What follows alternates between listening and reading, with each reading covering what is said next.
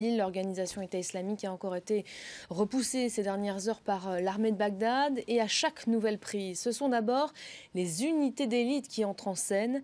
Notre envoyé spécial Jonathan Walsh a suivi l'une d'entre elles à Bezouaya. Écoutez-le.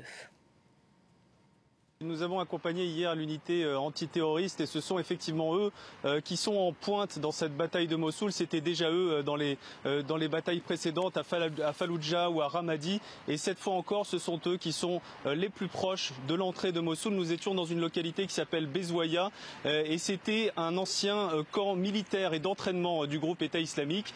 Cette localité, elle venait d'être prise par l'unité antiterroriste qui nous a montré un peu ce que le groupe État islamique, ce que les djihadistes avaient laissé derrière eux.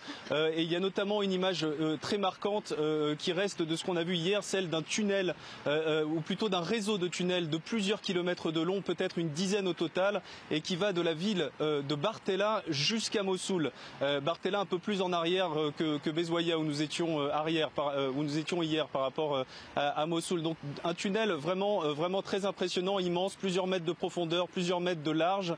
Et au moment où nous sommes arrivés, il était en cours de destruction. Évidemment, pour qu'il ne puisse plus servir. Les officiers de l'unité antiterroriste nous ont dit que ce tunnel servait notamment aux djihadistes pour se déplacer, parfois même en moto.